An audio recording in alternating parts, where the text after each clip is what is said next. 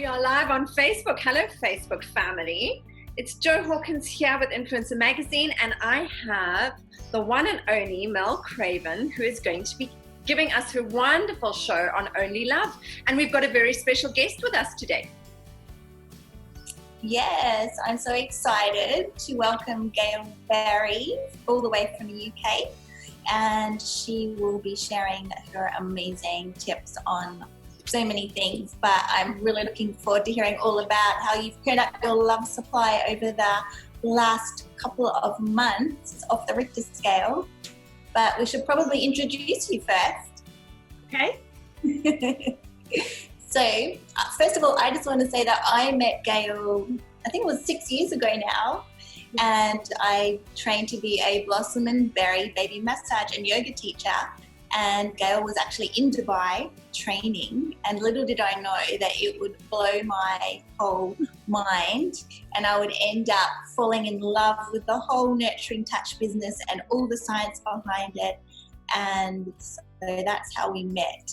But since then, I've become one of the teachers in the Middle East, which is amazing. So I've got to know you even better. But I would love you to just tell us a little bit more about your I Am Gayle coaching and business program that you're running, as well as Blossom and Berry. Just a little bit about that. Okay. Hi everyone on Facebook. Thank you so much, Jo and Mel, for asking me to come along. It's great because you're talking about one of my favourite subjects, which is love, which is something I absolutely think that we all need more of right now in the world. I think what's happening with COVID-19 is bringing into sharp focus why social relationships, why people matter, and why connection really is at the heart of everything that we do.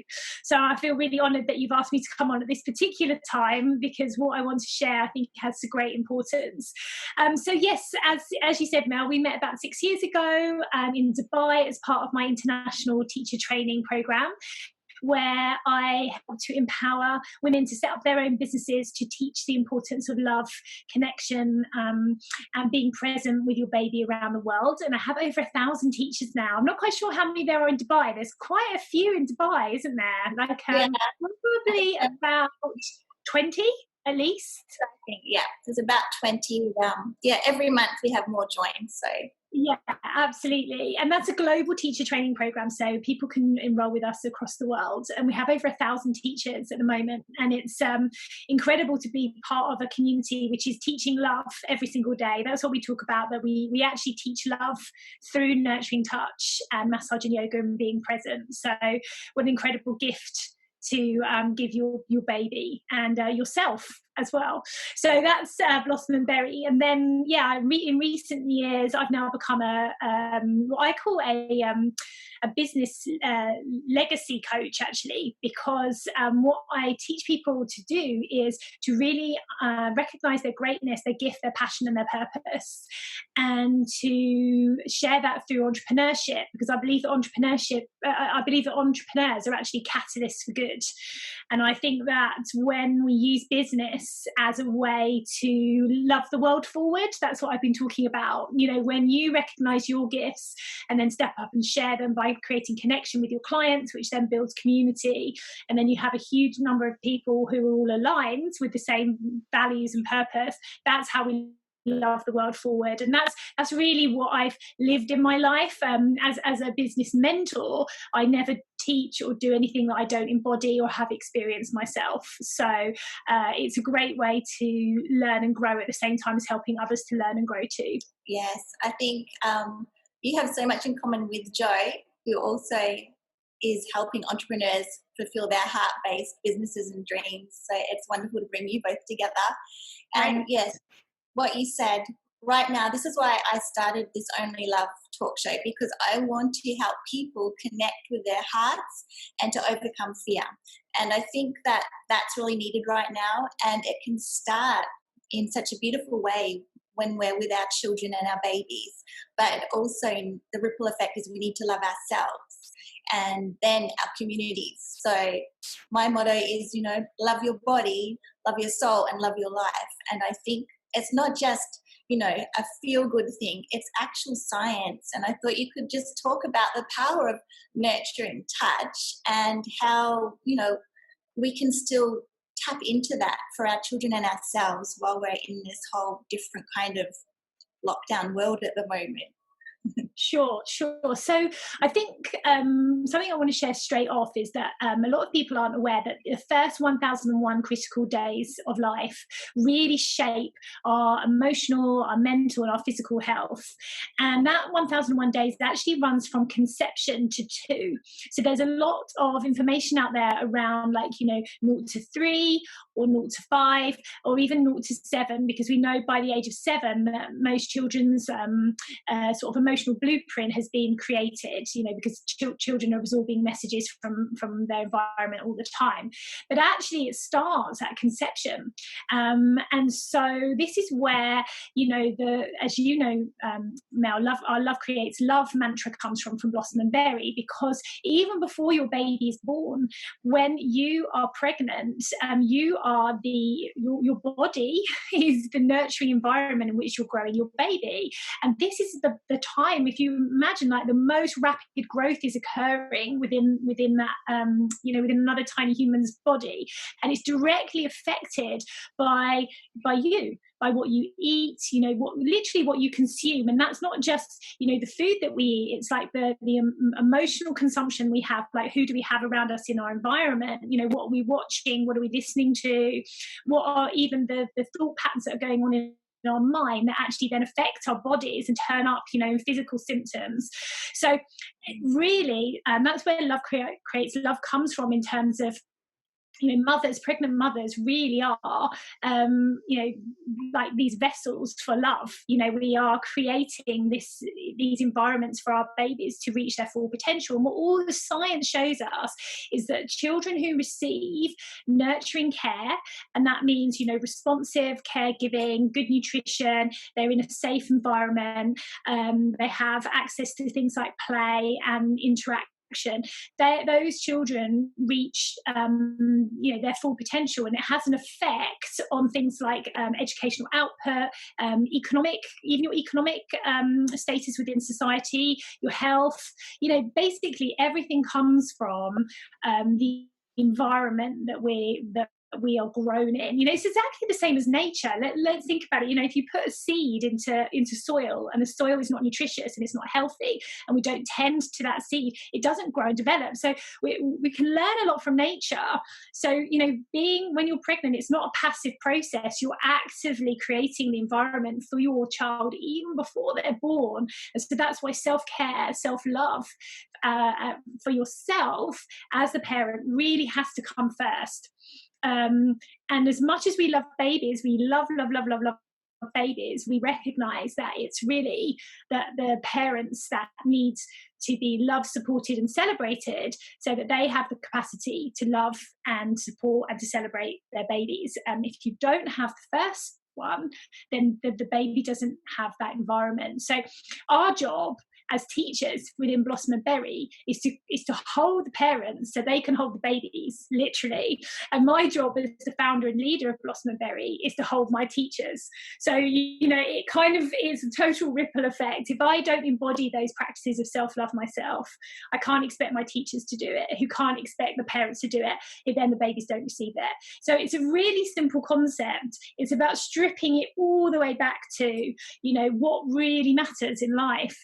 And we know that all humans want to feel safe, and we feel most safe when we're seen and heard and we feel loved. And so that's why, the most simple things as a parent, like touch, breath, skin to skin, being present, yoga, singing, eye contact, those things are absolutely priceless, way beyond any buggy or nursery kit or cute little set that you want to put your baby in or anything like that. That is just nothing compared to the power of love and the value of love, really. I just really love that vision of holding. So we're holding our children, and then we're holding the mothers, and then we're holding the whole world. And I think right now, the more love we send out to hold the whole globe, in this love. Quantum physics and all of that shows that that will raise the whole vibration and the whole health of the whole planet. So it ripples right out, which is probably another topic. But I'm just fascinated with it, and I really would love to know your suggestions or tips, because I think a lot of mompreneurs and mothers are struggling at the moment. The children are at home, they're still trying to do their work, they're trying to stay in their hearts. What are your tips for how we can care for ourselves and love ourselves in this current climate, as as dads as well, just as parents and entrepreneurs caring for others at home? How do we top up our love supply? So that is a great question, and I have many, many different answers for that one. But what I would say is, first of all, like right now, no one has ever been in a global pandemic like this, and there are no rules. So any rules that were, any expectations you had of yourself prior to this time, they just need to go, because it's a different situation that we're in. So I think finding out what your new normal looks like is really important. And I think at the beginning we were all a little bit like, oh well, the new normal is just going to be this temporary thing. So it was a bit like Christmas, wasn't it? Or a celebratory holiday where you just have a few days off and you hang out with kids and you kind of think, I'm going to do this, I'm going to do that. And then I think everyone's now realised that this is actually going to dramatically shift everything, like not just for yourself or your family or your community, but literally globally. That this is going to have huge implications. So it's about coming home to yourself, and I think connecting with yourself in this time to find out what is really important with you to you, and trying to just really be gentle with yourself and take literally every breath, every minute, every hour, every day, just go really slow and be consciously connected to how do I feel at this moment. Because you could have a couple of days where you think, everything's working out and I'm getting more work done with the kids and it's all feeling balanced, and then something happens and you can't do that, and then we kind of beat ourselves up and we judge ourselves and we think we've failed, or have these expectations around ourselves. And I think right now, having zero expectation, being present to what the situations that you're being given, and just surrendering to the idea that you're doing the best you can right now, and that is enough. And some people are loving it. That's what I'm really hearing in my community. Some people are loving this time as a space for reconnection and creativity. Some people's businesses are actually flying. I've had one of the most profitable months in my business ever since we've been in lockdown. So for me, it's been an opportunity to serve and to lead and to really get out of my own way and say, when the world needs me, I'm going to step up and do those things. And as a result, as I said, I've had a really fantastic income and impact month. But for other people, they are finding it really, really hard, and they don't want to do anything and they feel uncomfortable. And that's also absolutely fine to retreat and to have all of those feels as well. So it's just really honoring yourself, basically, in essence, which is the essence of self-love, really, isn't it? Honoring your feelings, honoring what you want to do for yourself, putting yourself and your emotions first. So that would be my tips, really, is to kind of slow down, be present, get connected with how you feel, to honor yourself, and to just release any judgment and expectation around what you should, as you know, is my absolute least favorite word in the entire world, what you should be doing, and also what everybody else is doing as well. That's the other one. Like, comparison is like the thief of joy. Do not go there. Yeah, that is so true. I love zero expectations and permission to just go with the flow and what suits your family, your life, your business. And some days I'm like you, I'm like out there and I get a zillion things done, and then the next day I'm just sitting there reading Dr. Seuss with my son. And that's good, right? That is just as important.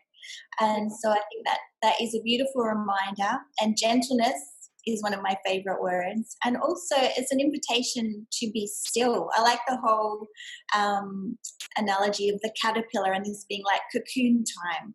Yeah. And some of us eat a lot and some of us really want to come out and spread our wings, and it's all in our own time. So yeah. And I think what's important as well is that sometimes people think that's a bit woolly when, you know, when people talk about, you know, oh, you know, like release expectations, surrender. Some people think that that's like, you know, a little bit hippie or a bit out there or whatever, but it isn't, because your energy is the most important thing. You know, what you believe and what your energy and what you do are the three things that make things happen. So when we talk about, you know, honoring yourself and taking things slow and everything like that, it's not like kind of, you know, hippie talk. It's the fact that you honor your energy, you recognize in yourself when you're depleted, and you take the time to, you know, fill yourself up, whether that's with what you eat and how you rest, how you exercise, who you're with, all of those things. So it's actually completely based on science. You know, you can't create from an empty space. You can't give to someone else if you're not giving to yourself first. You can't pour from an empty cup, you know, like it's just the law. Whereas I think sometimes people think, oh, you know, no, you know, like push forward, like high performance, and we've got this, and like actually we've got this is one of my least favorite phrases, because, you know, actually most of the time, to be honest, most of the time I've definitely not got it. Like I'm not even sure what it is I'm supposed to be getting. I miss the brief on that. Like what, you know, it's like, what is it that you're getting? Because what you've got is now, you know. So I think instead of you've got this, I say just surrender. Yes. And you know, vulnerability and authenticity, I see that with you in every time you show up in the world. And it's only by being vulnerable and honest and open that we touch other people, you know, and invite that from them. And if we're all running around pretending we've got it together, we're perfect, we're smashing it, and we never show the realistic side of being human, it sets other people up for unrealistic expectations. So surrendering, vulnerability, I think that's the key. And then that allows you to be your best and to bring your best from a place of love rather than ego. Yeah. And again, you know, it's about energy. If you're putting energy into being a version of yourself, that you're having to put effort actually into putting on this mask or this performance or this persona, that's energy that you're taking away, like truly to connecting with yourself, and also to give to your client as well. So it takes more effort to be inauthentic than it does to be authentic. But that's about just allowing yourself to truly be seen and truly be heard. And, you know, that takes courage, you know, that takes real bravery to do that. And, you know, as children, we are often told, you know, like, don't be silly, or be quiet, or don't touch that, or, you know, and so from very early on in life, we're kind of programmed not to be too much you know, don't be too you, like be you, but like just turn the volume down a little bit because it's a bit loud, like, and you know, like maybe I don't want to hear it, like, and that, a lot of that, you know, I think we're all guilty of that as parents. You know, I would say even with all of the knowledge and experience and all the reading that I've done, yeah, there's definitely times, you know, as a parent where I've said things like that, and then I thought, oh, you know, like, and you know, part of that is because of the subconscious patterns that I would have received as when I was a child as well, and also in the educational system and all of these things. So it's really, really important to be consciously connected with these messages that we give ourselves and we give our children as well. And I don't get just as on the authenticity thing, you know, I have a great relationship with my kids, but you know, like, I'm not perfect by any means. Who is perfect? Nobody. Right. Because we are all here just trying to do our best. And I think what's helped me be a better parent is just continually returning to my heart. You know, we lose it, we get away from what's important, and then I just bring myself back. And I think if we learn that in the beginning, if we teach our children that, then they will bring that to their children. So it's such a beautiful gift. But I know Jo wants to find out about something, so because she posted pictures of Malawi all over this introduction. So I'd like to talk about service to others, because I think, we love ourselves and we also create more love loops by serving others. And you demonstrate this model so beautifully with your work with Love Support Unite and the Influencr Children's Foundation. And I had the pleasure of joining you in October in Malawi and seeing the beautiful work firsthand. And my joy was just... It was off the scale. I've never felt so much love. My cheeks had cramps from smiling. So can you just share a little bit about that program? Sure. Well, this was a real unexpected gift that I received about maybe 6 years ago now, and this is a little bit of maybe wisdom that I could share about following your heart and, taking a few risks. And when something feels really aligned, even though sometimes it can seem pretty crazy, if it feels like a calling, to really listen to the call. So about 6 years ago when I was 40, I decided that I wanted to create a project to give back for all of the incredible love I've received through my business. And obviously my business is all about providing connection and nurturing care in the first 1001 days of life through touch and massage. And all the research and science tells us why connection and attachment and bonding is so important. So I wanted to find an orphanage somewhere in the world where I could go and train the staff why touch was so important, why eye contact was important, why being present with babies was really important. And the great thing about baby massage is it doesn't need a lot. Everyone can do it. Everyone's got hands. Everyone can smile. Everyone can talk. Everyone can look at gaze at their babies. So it's not something that's difficult, and it's cross-cultural. And language is international language of love, isn't it? And so it doesn't matter where you're coming from. So I tried to find charity, couldn't find one, then eventually through a long convoluted process I won't go into, I found my charity Love Support Unite that was based in Malawi, and I said, can I come over and train some of the staff in a baby orphanage out there how to do massage? And they said yes. And I was like, okay, that's one yes, that's good. And then I was like, and can I come on this very specific date? Yes. And can I bring one of my teachers? Yes. I was like, okay, there's a lot of yeses now. So then by the end of it, they said, so are you going to come over? I was like, yeah, I'm going to do it. I'm just going to do it. And so I booked my plane ticket and flew to Malawi, having never actually spoken to the two girls who founded the charity, never seen them, anything. And I have to admit, when I landed on the tarmac in Malawi on the airplane, I did kind of think, maybe I should have checked this out a little bit more before I got on the plane, because now I'm actually turning up and I don't even know what these girls look like. It was that random, but when I saw them, it was like love at first sight. It was like coming home to really old friends. And I found out about the projects that Love Support Unite do, and that is such a grassroots charity. It's Malawians, empowering Malawians. So it's not white faces and charity t-shirts. It's about actually building up a community team in Malawi to implement the projects. So it feels like the community has ownership rather than being told, to do this or it not fitting culturally. So everything is very sensitively implemented.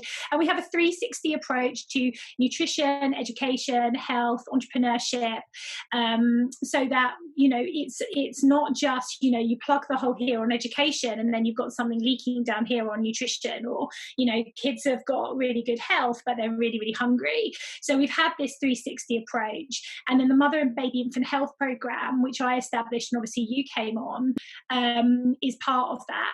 And what we do there is we provide safe motherhood education, infant massage training, menstrual health hygiene training. We do infant mental health generally. And we've also had set up women's empowerment communities around entrepreneurship, soap making projects, bread making projects. And most recently, as you saw when you came out, is that we're now supporting a crisis baby feeding program. which is run by the most amazing lady called Robin, who's actually from Australia, who came. I think she came to Malawi 16 years ago on a missionary trip, and then she just never left. And she's like an absolute angel.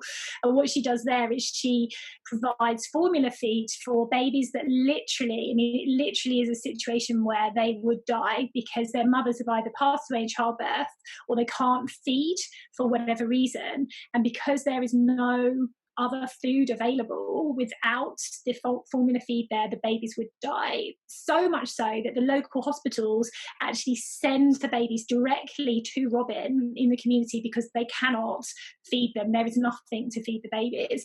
So when we went there, you know, obviously our hearts were like exploding. So we've done various fundraising projects to support Mapatsu. Because it's about as grassroots as you get. It's like Robin living in a hut on the beach, isn't it?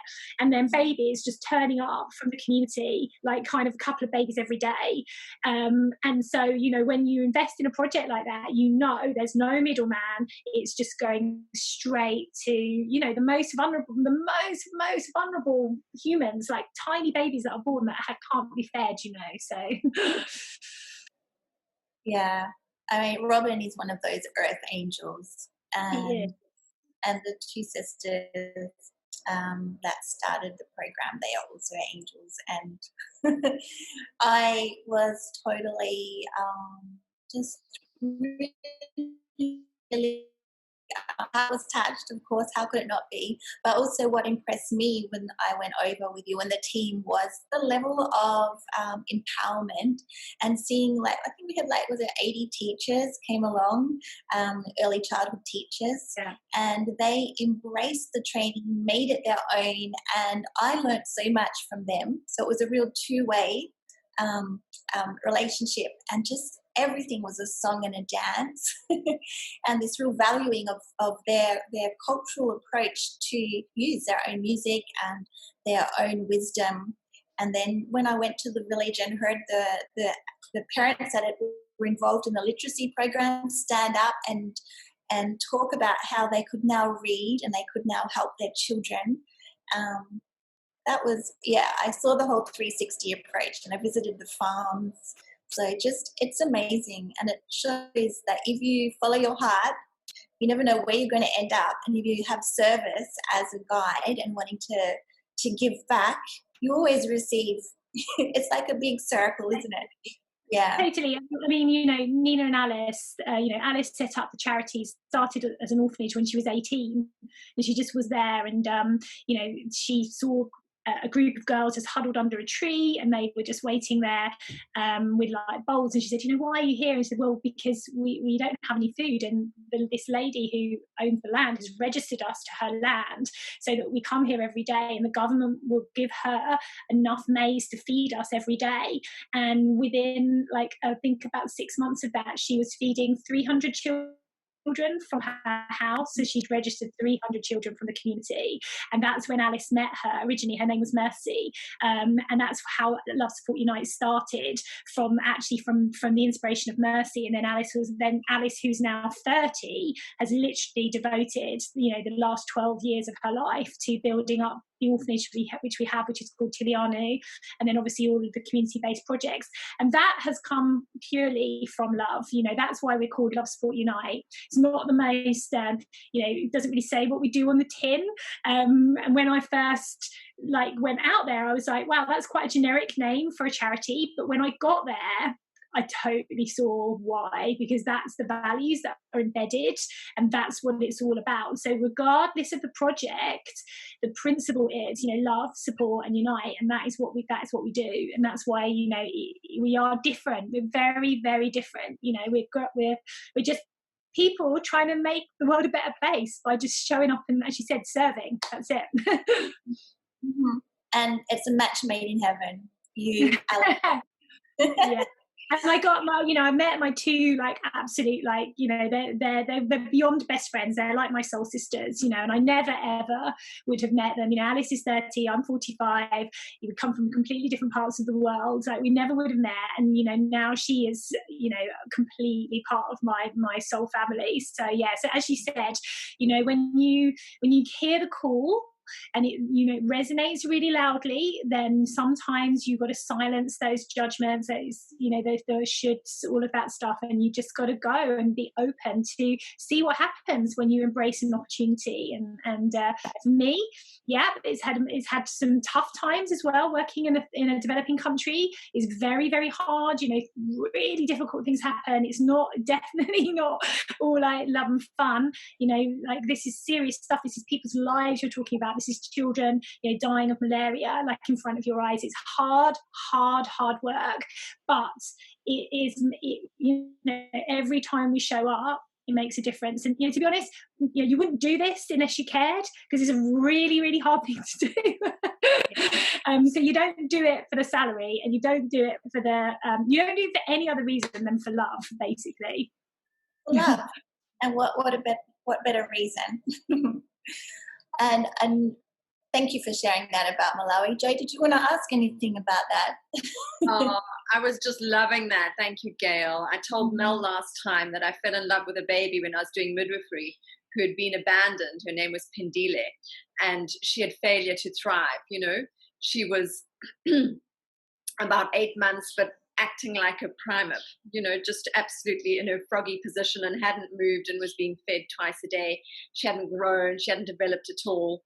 And I just fell in love with her, and started carrying her around and playing with her and kissing her, and and it really was so amazing how she responded, and she started to giggle, and she started to love being alive and watching us come in the mornings. And it was just the most precious thing, was watching how this little stunted child who had no love, she had just been abandoned in the culture that the local nurses had rejected her because the parents were disgraced. So she just had been left in her cot, and in this warm room for all the neonates. It was just crazy. And we just adored her and dragged her around the monastery gardens and off to see the cows. And whenever labor ward was quiet, we'd go and play with Pendile. And the difference in this child was just so astounding. She just responded, and it was amazing to see. So this is something that's very, very close to my heart. Wow. Yeah, definitely. Yeah. And that goes back to just how important nurturing touch is and connection. And I think we're struggling at the moment because although we're connecting through screens, a lot of us are missing out on that touch, those hugs.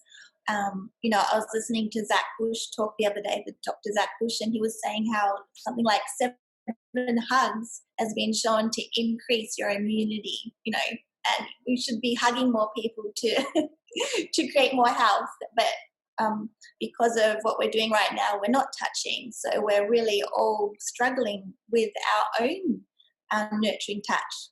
And I'm interested also in just sharing with people, the skin hunger that we have and the need to be stroked. It's not just in babies, it's in all of us. And perhaps, Gayle, you can just talk about your other favourite hormone and topic, oxytocin. Yeah. I was just thinking when you were, I was like, well, oxytocin.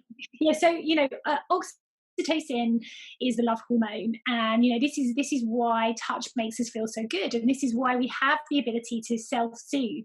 So even though we can't get oxytocin from being touched by others, we can connect with our own bodies, and there's lots of different ways that you can produce oxytocin. So you do literally feel like you're giving yourself a hug. Obviously, any kind of touch, even things like brushing your hair, doing your hair, curling your hair every day, that still is actually creating oxytocin. Putting on body lotion, like taking the time to really connect with your body. Like I love baths. I know probably in Dubai it's your idea of hell to sit in a hot bath all day, but in the UK it's not quite as hot. So warm water produces oxytocin. And to some degree, actually, studies have shown that listening to someone's voice also produces oxytocin, not to the same level as touch, but that's why things like text messaging and things like that never really gives you that like hit that you get when you like, for example, on Zoom now, or if we were on a telephone call, when you go, oh, it's so lovely to hear your voice. That is a little bit more like the social connection side, opposed to just texting and stuff like that. So I think anything where you are doing some self-care, like it could be like doing your nails, like whatever it is, but it's really the body produces oxytocin through largely tactile stimulation of some kind. So if you can just think of maybe a daily ritual where you can get a little bit more of that flowing, and what it does is it kind of balances out our stress hormones. So that's why it's so good to do a kind of oxytocin building practice, because obviously a lot of people are anxious at the moment, and that anxiety comes from our thoughts and beliefs. So if you're watching the news a lot and you're like checking in and thinking, what's happening, and I'm worried about this, that then shows up physically in our body through our sympathetic nervous system. And that's how we feel stressed. We have tension in our shoulders, and our breathing feels shallow. And so to balance those fight or flight hormones, then we go into using oxytocin, which activates rest and digest. So literally, if you're feeling stressed and anxious and fearful, then the quickest way to bring that down, the quickest way is actually breathing, as you probably know this, Mel. But breathing and touch this is how you kind of recalibrate the system. And actually, I'll just share with you one really good thing you can do if you are feeling really overwhelmed and you want to reboot your nervous system and you want to get the oxytocin flowing. You can do something called butterfly tapping. Have you ever heard of this? No.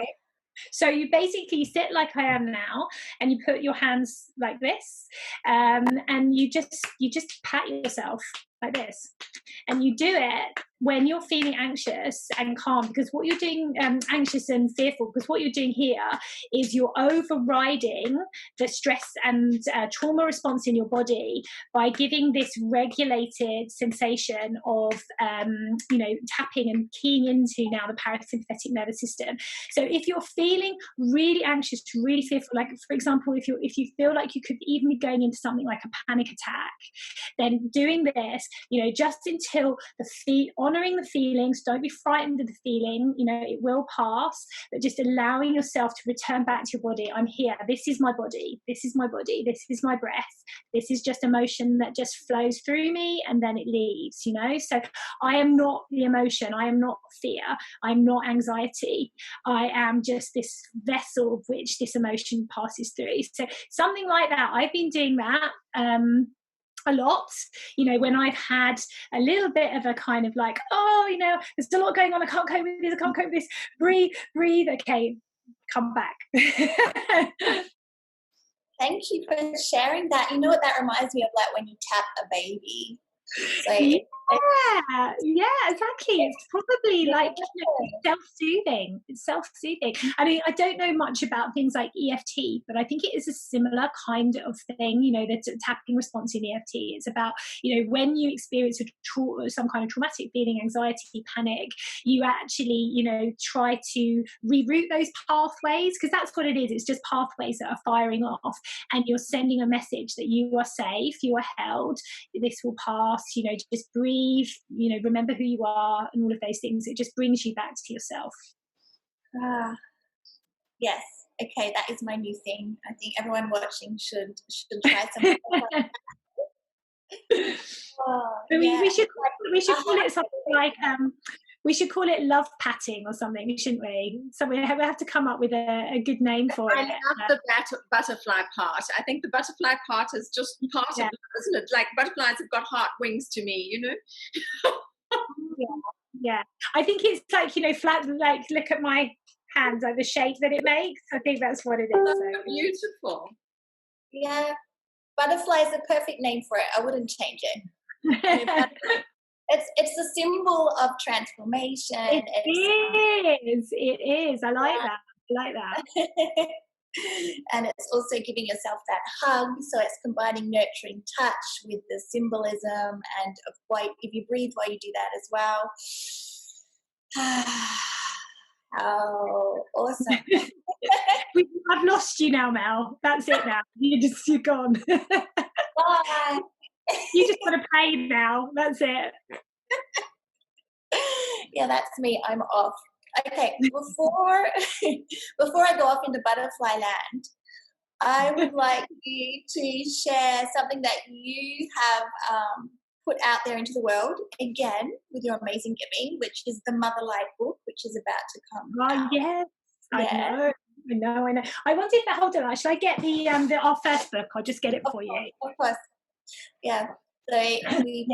So So this was our first book, which is called Love Letters for New Mothers, which we did probably about 2 years ago now. And what it is, it's love letters from the Blossom and Berry teachers who are mothers, sharing their words of wisdom, the words that they wish that someone had shared with them when they had their babies. And it's a real like rainbow of emotions, you know, because what we wanted to show is that motherhood is not a vanilla flavored experience, you know, and it's so fine to feel all of the feelings. And also there's so many different types of mothers. For example, mothers who've conceived through IVF, mothers who've lost babies, mothers who've been if you've been a teenage mother or an older mother or multiple birth mother, like all of these things are so different. And one of the things we really strive to talk about in Blossom and Berry is that there is no should, you know, there is no blueprint to motherhood. It's an extension of who you are. And so you can't standardize that.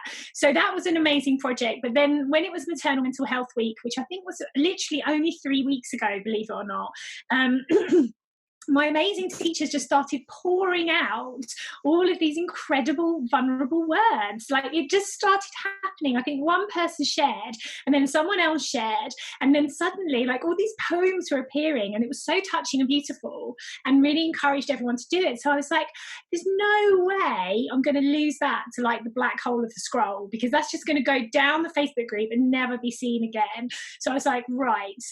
This is a beautiful opportunity to showcase your feelings, your emotions, and to honour your vulnerability. So let's just write a book. So that was 3 weeks ago, and that was 2 weeks ago. And I've got the final draft this morning in my inbox. It's going to the publisher today to get it up onto Kindle, and by this time next week we will have a fully published book called Motherlight, which is poetic voices on motherhood. So that's how you roll. That's what happens when, you know, again, following the call. You know, if someone has said to me, you are going to curate a book of 83 poems from women in the next 3 weeks during a global pandemic, I would have said, no, I'm not. I won't be doing that. But, you know, like this was the gift. This was a beautiful gift. And, you know, what I love is it's going to empower other mothers across the world. You'll be able to buy it on Kindle wherever you are. The money goes to Mapatsu Foundation. So that's a beautiful kind of link back to what we were talking about earlier. But also, what a way to crystallize the emotions of COVID-19, you know, because we'll all be able to look as a collective, we'll look at that book and know that's what we created when there was this global pandemic, when we could have been in fear and we could have wanted to shut ourselves down and be really, really small and hide. But actually what we did in that time was that we opened up our hearts and we shined brighter than ever before. And we actually created this beautiful book, which will always be there as a testimony to what happened during that time. So I just feel you can probably see, I just feel so honoured to be, you know, the leader of the Blossom and Berry community. Like, this did not come from me. This came from, you know, like a seed that was planted in that environment. You know, going right back to what we said at the beginning. Yeah, it's really weird how this conversation has gone. Is that, you know, the environment that we create at Blossom and Berry, and you're very much part of this now as part of the team,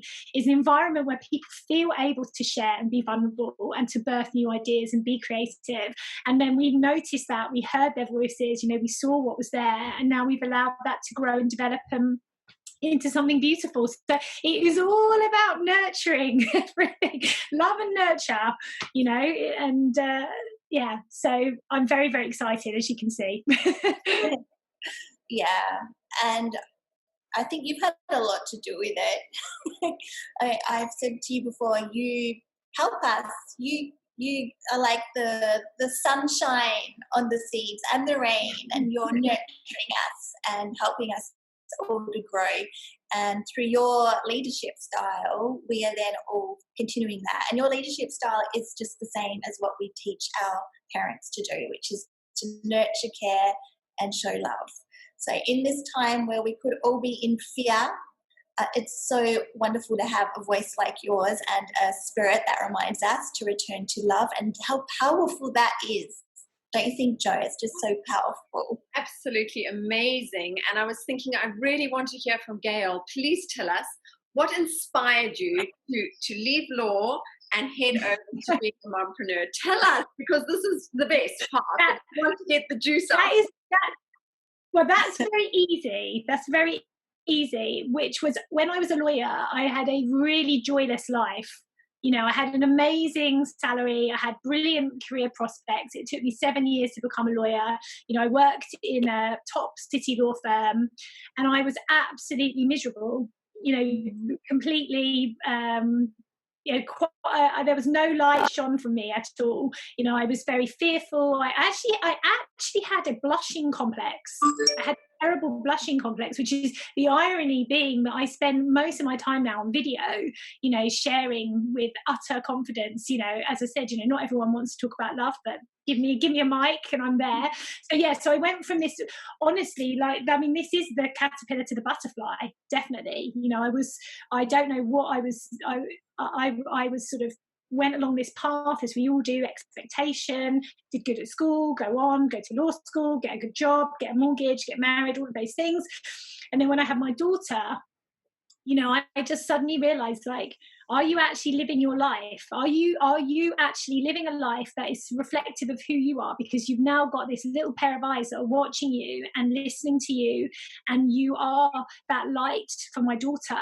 And I thought to myself, no, I am not going to live an unauthentic life. You know, I'm going to live the life that shows her that, however out there it might seem, because obviously going from a project finance lawyer to a baby massage instructor, few eyebrows were definitely raised there, you know, but I absolutely knew, and people don't believe me sometimes when I say this, I knew when I went to that very first class with my daughter as a parent that this was going to be my thing. And, you know, here I am 18 years later with over 1,000 teachers across the world, and, you know, charitable projects and books and all of that. But I just knew I had unwavering you know, passion to do it, and you know, hasn't been an easy journey. I had 3 kids under 3.5.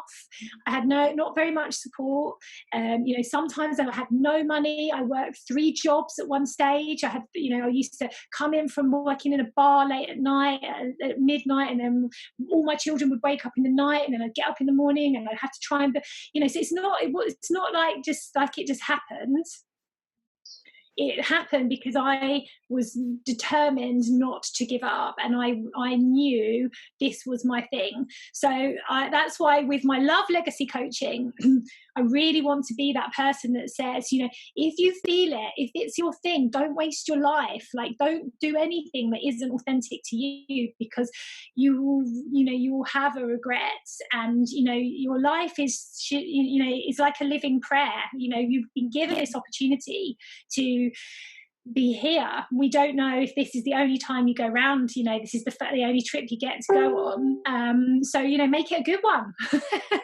Like, don't be doing anything out of, obligation or duty, which I know is a little bit out there, but you can also make it work financially. Because a lot of people said to me at the time, why you've got this really big salary as a city solicitor, you're going to start this local business. And yeah, it was really hard at the beginning because I had 3 people in my front room, and I had 3 children and nappies and, all of the stuff that with small children that, it was a really big deal. But I still believe that if I led on impact and I led on love, then the money and would come. And now, I have last 2 years, I have multiple 6-figure business, from baby massage. So no idea, it's crazy if it's your thing, yeah. And also money is only one aspect of the puzzle as well. My highest freedom, my highest values of freedom and time and experience and presence, and I would trade that for having a job that created less income if I get more of those things, because that's what's most important to me. There you go. Yeah, it's so inspirational, your story. And I think it's what Joe coaches us entrepreneurs here and globally now. And that's what is always spoken about, is if you align your business with your heart song, you will find success. And it's about having that belief in yourself and in what you're called to do, that inner calling, that thing that you love to do, your hobby, your thing that gives you joy, is probably what you need to be doing more of. And I've seen that over and over again. Yeah, I agree. The other thing I'd like to say on that, actually, if we've got time around working in that heart space, is I see so much as well that we often show up to be the person that we wanted at a particular time in our lives. So, if we've gone through a transformational experience, we're often guided to share that with others, because ultimately I believe entrepreneurship is about relieving pain and suffering and bringing more joy and happiness in the world. And I think that's what human existence is for. And entrepreneurship is just one pillar of that. So, for example, I didn't actually have a very connected relationship with my parents as a child. And I've been called to obviously empower so many parents across the world to have that with their babies, and I experienced that with my own daughter.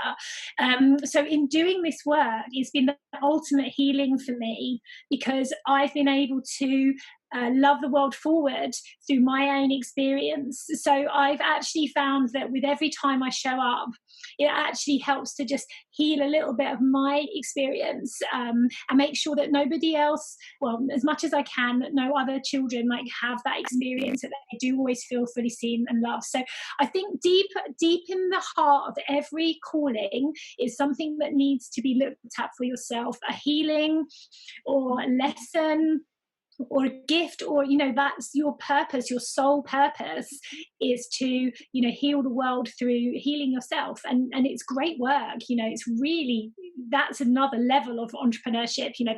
That's like way more important than the money and the freedom and the lifestyle and the the beach in Bali and all of that stuff. That's the legacy. That's the legacy. That's the legacy, yeah, so I think that's really, and that gives you a level of fulfillment that nothing else can, when you feel that you've healed yourself and then helped another. So yeah, lots of interconnecting themes.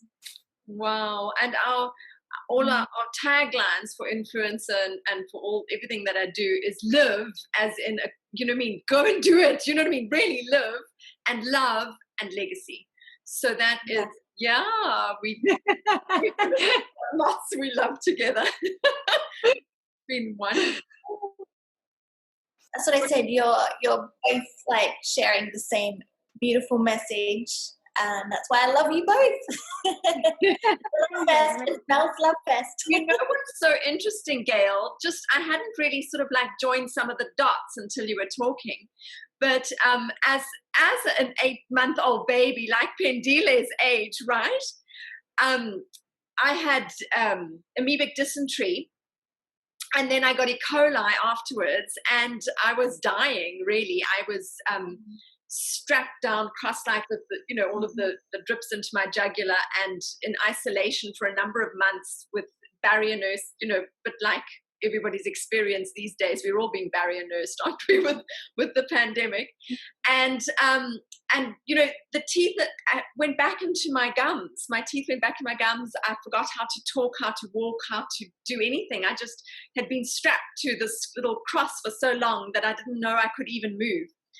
And I remember hearing the doctor saying I wouldn't make it, and yeah, and then you look at Pendile and you look everything that I do. I believe people, if they don't really live and they don't really love, they're going to miss out, because we've all been here. We're all here to create a legacy, that every life counts. Every life has got a message, and it matters. Definitely. Yeah. I feel you. Thank you for sharing that, because that's really, it's really vulnerable, and like you say, it's deep stuff. You can see where your passion comes from. As you said, you've had that experience yourself, and you've lived that experience in your body, haven't you? Actually, physically had it. So yeah, I think a lot of power comes from connecting with our own pain, and then seeing how you can turn that pain into your purpose. So yeah, thank you for sharing that, Jo. Yeah, and it just reminds me how important it is to connect with what really is our truth and our hearts, and it's only when we do that we birth such beauty and passion. And Jo has arrived here in the UAE and just lifted so many women and men up on her wings. And that's all come from her being in touch with her heart and encouraging us to do that. So emotion, we need to show more of it, and we need to tap into it. And thank you for sharing that, Jo. Oh, and I'm so honored to have had you here, Gayle. We've just loved listening to your story and why you spread so much love. That's just awesome. Oh, thank you. Yeah. Well, anytime. And maybe next time when I'm in Dubai to visit Mel, we can go and meet in person and have a coffee or something. Lovely. I would love that. Yes, we can go out again. I look forward to that time. Maybe we should meet somewhere in Africa and find a whole lot of Pendiles to love. Yeah, okay. I'm down for that, definitely. Yes, Jo, you're coming on the next trip with us. Looks like it. Done deal. And I'll put the links below to Love Support Unite, Influencr Children's Foundation. And the book. And the book comes out next Monday. All things, all fingers crossed, because it is a global pandemic. So I'm just going to put that caveat on it. But yes, the Motherlight Poetic Voices around motherhood will be out next week. And as I said, all the funds will be going to Mapatsu. So come check us out. And also, just one other thing is that we do also have our free lockdown love bundle, don't we, as well? So if there's anyone who's listening who is a new mummy, on the Blossom and Berry website, we have a whole range of resources that you can download to create a love bubble with your baby. It's a 10-minute love bubble meditation, which means, we're talking about not getting that oxytocin. If you've got a baby and you're at home, you can really, really regulate both of you by having the skin-to-skin practice every single day. So that's completely free. And again, all the money from that goes to Pandas, which is a charity that supports postnatal depression. So everything that we're creating is with love, for love, and spreading the love even further right now. So yeah, we're just creating a giant love bubble to make it work well. I was just looking quickly on Facebook. I wanted to say hi to MT, one of our teachers. Oh, yeah. And Jenny. So hi, guys. And then also Marianne and Madhumati and Carrie. So thanks for joining. Share this video and get the message of love out there. Get Gayle's amazing projects and her beautiful words of wisdom out there. Hey, thanks, Mel.